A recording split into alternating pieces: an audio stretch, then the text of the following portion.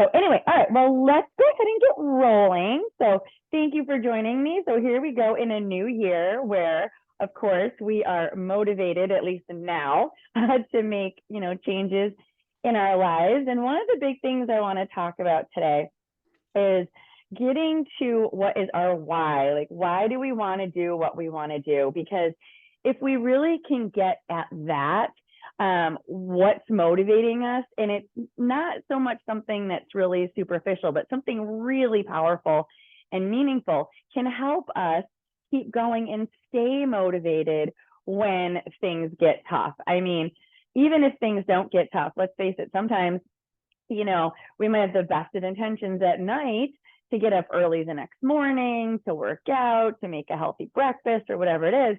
But maybe you don't sleep well the night before and the alarm goes off, and all of a sudden staying in bed feels a lot more cozy. Or you flip it around the other way and we have the best of intentions in the morning to maybe, not eat so much at night or whatever. And then in the moment, it can be hard to overcome those initial temptations.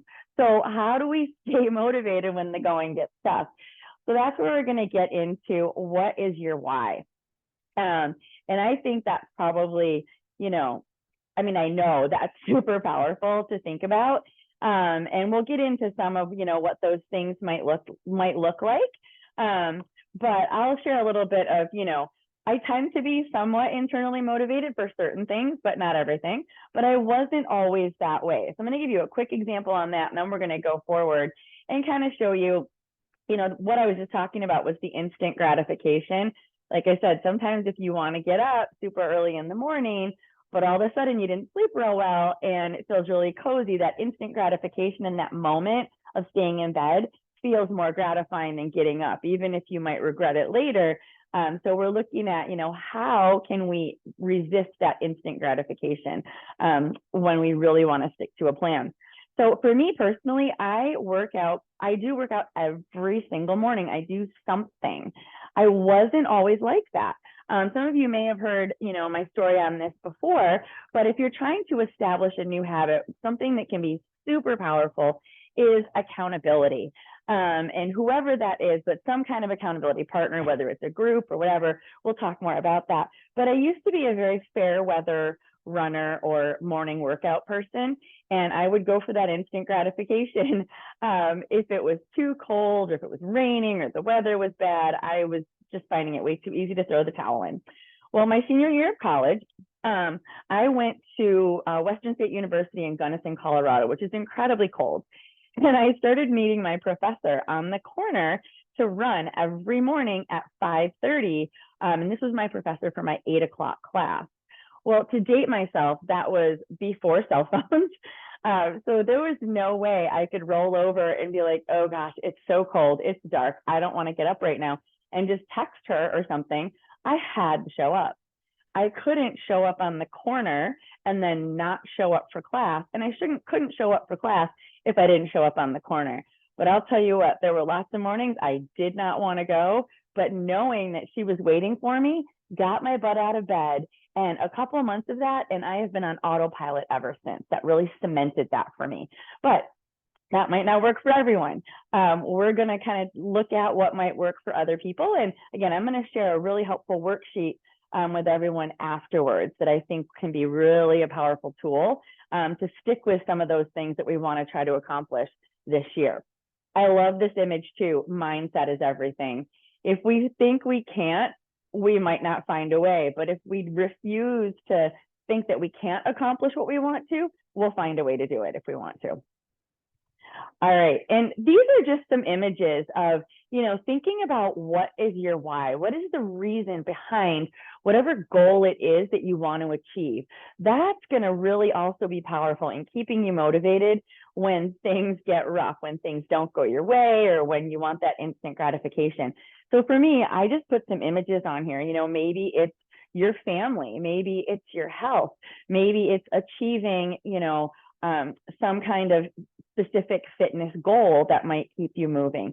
But something that can be really helpful as you think about what is that motivation behind what you want to do, the more powerful it is, it can be really helpful to keep visual reminders of that around. And one of the things that I used to do in college, when I would still struggle from time to time, being consistent with that motivation, is I would put images of things I wanted to accomplish or athletes that I admired or whatever right near my bed, so that when I would wake up in the morning, if I didn't feel like getting out of bed, I'd roll over and look at that and go, oh, well, I'm not going to get where I want to be if I don't get up. But those visual reminders were very powerful, at least for me personally. All right, now on this page, don't get freaked out. There's going to be some homework that will be very beneficial to kind of go through on your own. And basically what I did is I took all of the wording from the worksheet that I'm going to share with you as well. But basically what this is it leads you through how to create basically your own vision statement, your own personal vision statement. That can be a really powerful reminder, something that you keep somewhere.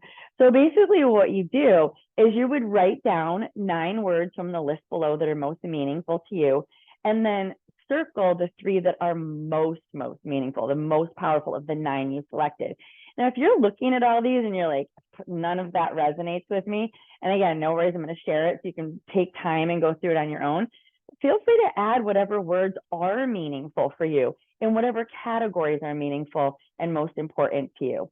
And this is going to help get to that deeper level, because let's face it, if the reason we want to accomplish things is not deeply rooted and emotional, it's going to be way too easy to just throw in the towel when we have some of those temptations or challenges in life.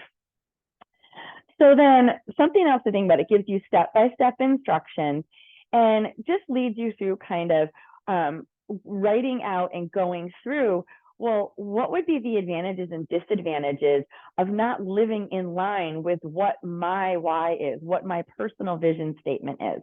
And, that could be maybe it's, some kind of devastating health impact, or, maybe it's something with family or whatever it is, but kind of just going through and listing all the pros and cons. And I think a good example of this is like, what would an advantage be of not living in line with your vision statement? If health and fitness is really important to me, something like that might be, advantages are I'm more comfy, I get more sleep or whatever, but you can start to come up with things that will be a pro and a con, both living in alignment with it and living out of alignment with it. Hopefully that makes sense, but you're making your own vision or motivation statement. And I really, really encourage actually keeping that somewhere where you can see it, whether it's on your computers, put it on your refrigerator. That's one that I find really powerful too, is putting those visual reminders where you're going to walk past them, bathroom mirror, stuff like that. All right, so let's talk about goals. And I want to say too, like, even the most motivated people are not always motivated to do everything that they want to do. But something we'll talk about next week, and I will send out invites for this one, but we're going to do habit building and habit breaking. Once we get underneath the motivation and the goals, we'll get into ways that we can really build or break some of those. We'll look at a little bit of it today, but we'll talk about it a little bit more next week. So, all right, let's think about some health and fitness goals. And I love this statement down here: I win or I learn, but I never lose. So we can all probably think about a time where maybe we had a goal and we didn't achieve it, but maybe we learned what doesn't work for us so that we can try something different the next time. Rather than being discouraged, looking at it as a learning opportunity can actually really help keep us motivated to keep reaching towards those things that we want. But there's a lot of things to think about when it comes to goal setting. And one thing is not going to work for everyone. One of the issues with the New Year's resolution that most people tend to run into is I've very rarely heard people that either make them really specific or make just one at a time. One of our tendencies is to try to do a complete life overhaul as soon as the calendar changes. But every research study out there shows that people who try to make 3 or more major lifestyle or behavior changes at one time have about a 90% chance of not staying with all 3 of those. If we reduce what we're trying to change at one thing at a time, we have a much greater rate of success in being able to stick with that. In fact, it goes from about a 90 to 95% chance we won't stick with whatever goal we set, to about an 80% chance that we will if we try to do one thing at a time. Because let's face it, behavior change is hard. We don't like it, even if it's our idea. So our natural human response to change, we think about, routines and things that we like. I'm a creature of habit. Absolutely. I like my routines. And I'm not always excited when my routine gets disrupted. But our natural response, even to creating better habits or trying to break habits that we don't want, our natural response is to either fight, run, or hide, because we just don't like change. So implementing it slowly can be very, very helpful. And one way to think about that is, rather than trying to set outcome goals very specifically, and this may not apply to everyone, but hopefully there's at least a nugget in here that will be helpful for everyone on the call, turning outcome goals into behavior goals. So basically that is, what kind of behaviors do I maybe need to change or modify to reach those goals that I want to? Because outcome goals, unfortunately, are not always within our control. So some typical ones, that I might hear, I want to lose a certain amount of weight, I have, a performance goal or something like that. The problem with outcome goals is we're really describing how we want things to be. And sometimes we can't control those outcomes because it's affected by various things. For example, here in Arizona, the Rock and Roll Marathon is scheduled for this Sunday. There's also a pretty good rain forecast.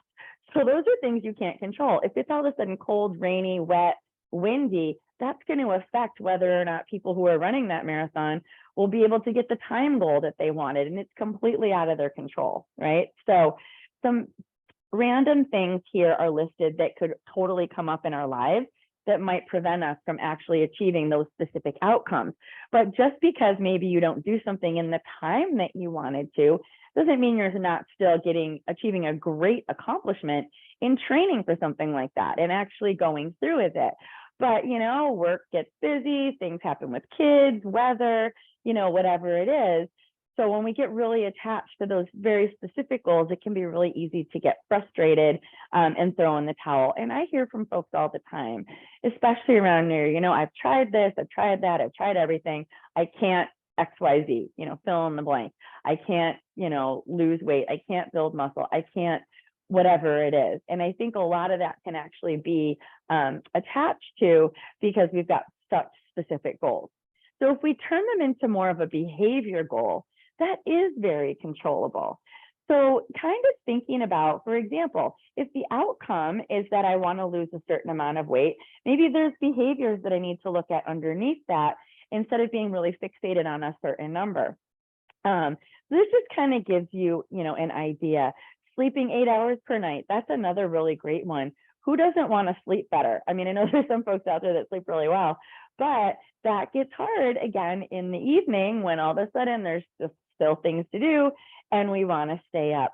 So there's small steps that we could maybe implement that are different behaviors that might lead us where we want to be and kind of ease into it. As we're getting ready to make behavior changes, one of the most powerful things is we want to make it as easy for ourselves as possible so that we can then build on it. All right, so when we look at behavior goals, just kind of writing down, something that we do want to achieve. What might that outcome be? Without thinking too much about it, just a desire. And then thinking about the skills. If it's something that you're not doing, maybe it's wanting to play a musical instrument or something like that. Writing down what skills are necessary and what steps you need to take can be really powerful. Maybe it is run a 5K in a certain amount of time. If you're not running right now and you don't have sneakers and you don't have all the tools, those could be some things that need to be put in place first and moving you towards being able to do that. And then thinking about what is one behavior or maybe two that you can just start doing each day and building into your routine just to help that. Maybe it's just walking, maybe it's finding a plan, maybe it's reaching out to someone for some guidance, whatever it is. But here's again something really powerful.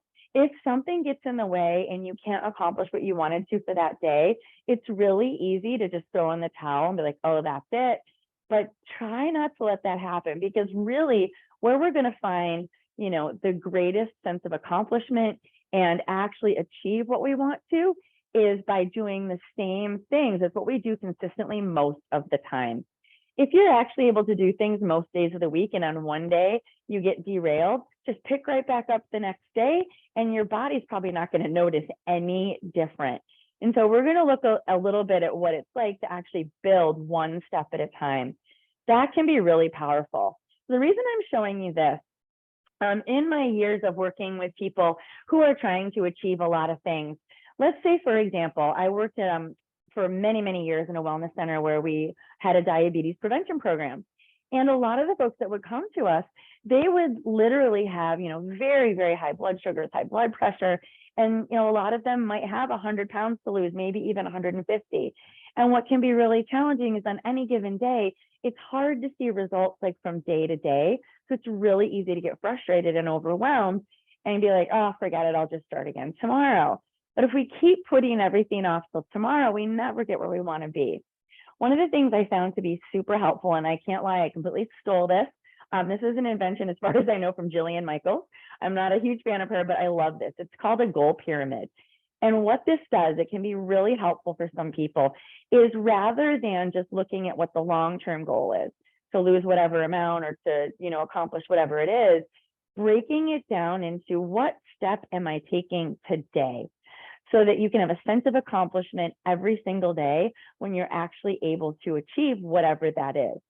So maybe, we break literally down into every single day. If we're looking at monthly, weekly, Monday through Friday, and then immediate goals would be things like, again, for example, if you want to start walking, jogging, whatever that might be, and you don't have sneakers, an immediate goal would be you've got to get sneakers. Or if you want to start eating more fruits and vegetables, one step, if you don't have any of those in your house, would be an immediate goal would be to make a list, find some recipes, go grocery shopping, make sure you actually have the tools that you need to set yourself up for success. And we'll talk about this a little bit more as well, but one of the things that we really found in trying to set, even these kind of daily and weekly goals is to set them low. And what I mean by that is on a scale of 1 to 10, when you're first starting to adopt a new behavior, a new habit, or break one, it's better to make it, again, so easy that you'll succeed. So on a scale of 1 to 10, you want to be a 9 or a 10, that you can achieve whatever it is that you set out to do. So simple example of that, I always have to ask people when they're starting an exercise program, how many days a week realistically can you devote to exercise, or do you want to? And very often I'll get an answer like, oh, I could do 30 minutes 5 days a week. Well, if that person hasn't been exercising, that's a lot to add at one time. So often my suggestion will be, obviously you need to set the goal for yourself, but what if we made the goal twice a week for 15 or 20 minutes? And often the response I get is like, well, that's easy. And that's the point, because if you set a goal that you want to work out 5 days a week for 30 minutes, and the next time I see you, you worked out 3 times for 20 minutes, what are you going to feel like? You feel like a failure because you didn't accomplish what you set out to. But if we set the goal at 2 days a week for 15 or 20 minutes, and the next time I see you, you got 3 20-minute workouts in it, now you feel like you accomplished something. You feel victorious. And that is a huge way to stay motivated. Those little victories sometimes are all we need to actually keep putting one foot in front of the other and keep going, even when we don't see those results right away. So it's simple, but super powerful. Okay, another tactic that might work really well for some people is turning avoid goals into approach goals. What do I mean by that? Let's say I have a real problem eating Ben & Jerry's, and I know if I bring Ben & Jerry's home, I'm going to want to eat the whole pint. Rather than saying my goal is to stop eating Ben & Jerry's, that's very counterproductive, because now all I'm going to do is think about it. A better way can be an approach goal. So rather than saying I'm not going to do XYZ anymore, what if instead I look at some of those behaviors that might naturally lead me away from wanting the Ben & Jerry's all the time? So that might be, all right, I want to try bringing more fruits and vegetables or healthy snacks into my house and put them in a place where I can see them, so that I will hopefully gravitate towards that. Or I set a goal to maybe add 1 new fruit or vegetable a day. That way, I'm focusing on enjoying good things rather than telling myself what I can't do. And mentally, that makes all the difference. So you think about that little fish at the beginning with the shark hat on, that's a mindset change. And that mindset is so powerful. I can't underestimate that enough. Sometimes all we need is that mindset switch to start seeing what we want to do in a more positive light. And that can be super helpful. So these are just, again, some examples. Like I just mentioned, if I want to stop snacking on junk food, you know, having it right there. Like if I love hot Cheetos, but I have hot Cheetos next to my desk, I'm going to eat them.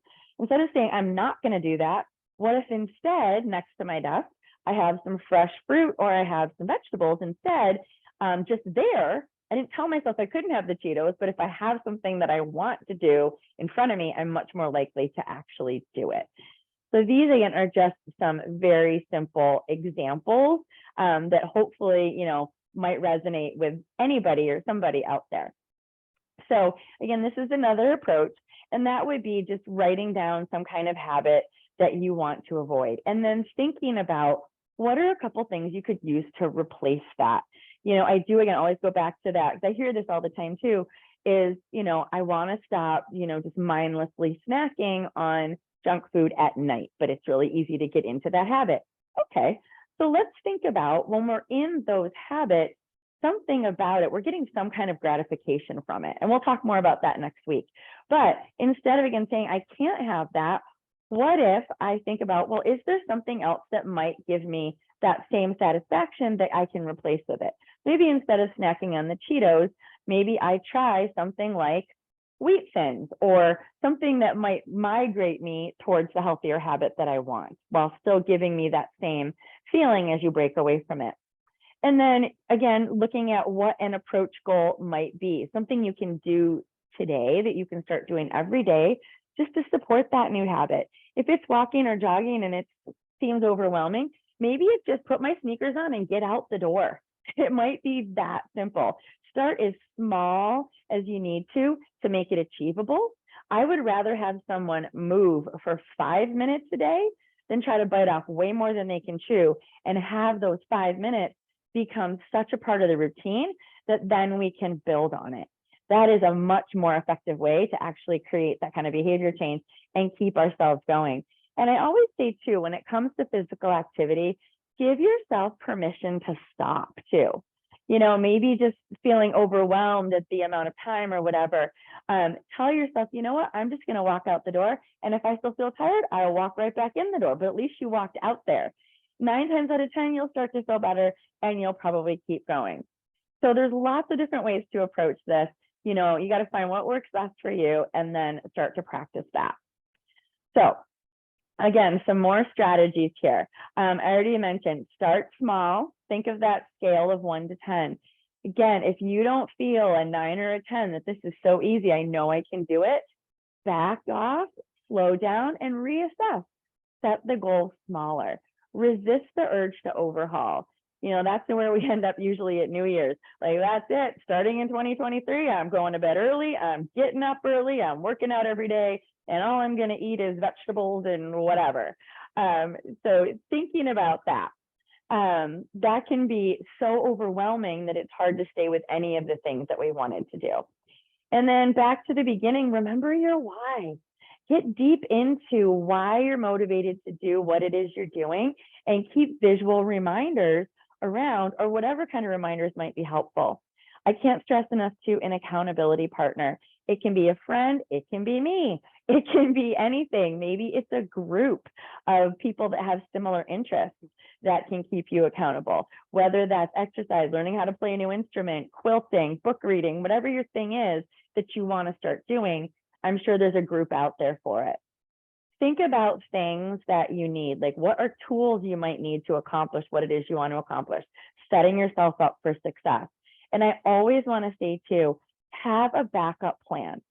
If your plan is, all right, I'm going to get up and work out in the morning, but I want to go outside, and if the weather is awful and I don't want to go outside, rather than being like, oh, forget it, I'm not going to go, what's my backup plan? If it's raining, all right, I've got maybe this video picked out and I've got this other alternative. So if plan A doesn't work out, I know I put this at the bottom here, have those backup plans. So if you can't do the first thing you want, you're not failing, you're just deviating off the plan and you're still getting where you want to be through a different method. I think too, for a lot of folks, committing to something, whether it is an accountability group, whether it's, a fundraiser, whether it's whatever it is, something outside of ourselves, can be very helpful. I've even found with parents very often, and grandparents, as much as they love their kids, they love their grandkids, if they're doing something for themselves, they have a hard time staying consistent with it. But if they look at it as, wow, I'm actually doing this for my kids so I can be around for them, that is much more powerful than doing something for themselves, because they will sacrifice for someone else, whatever that might be. I think keeping things really specific can also be really helpful. And something I will throw out there too, there's a lot of great apps out there. Sometimes that works really well for people, keeping track of things. Sometimes the wearable technology can be really helpful. There's all sorts of ways that we can do that. All right, so this is just actually a screenshot of the other thing that I'm going to actually go ahead and put into the chat. Hopefully it'll work when we're done. But let me stop screen sharing really quick here. And let's see if I can escape out of this one and go to, yeah. All right, so this is the other one that I wanted to screen share. I'm just going to show you. I got to figure out, again, I think I can just post it in the chat, but if I make this big, this is the worksheet that I want everyone to have, okay? So it's going to just help you. You can take your time understanding motivation and setting your goals. So this is exactly what was printed in there. The 7 steps to finding your motivation. It's the same words that you can look through, and it gives you space to write down all of your words. Okay, and then it walks you through those 7 steps to finding your motivation, setting your own personal vision and motivation statement. And it walks you through all the advantages, the disadvantages of, living in alignment and out of alignment with what that is. It's very, very self-intuitive once you go through it. And then it gives you a space here to be very specific about what it is that you want to accomplish. And then down here, again, just some things to make it so personal to you. It's heartfelt, it's animated, it's required. Like, what are you actually going to need to keep going? Something to think about too. There's a 2190 rule. I know that sounds funny, but most people who can actually stick with even a small new habit for 21 days are likely to actually 90% likely to keep going with it. That's something to think about as well. And then just thinking about some skills that we need, and again, more things to just make it really, really personal for everyone. And you got an action plan down here. I love this. It's just all awesome fill in the blank stuff. So let me see if I can minimize this just enough that I can get it all back in the chat. Got to figure that out. I think I can do it. Hang on.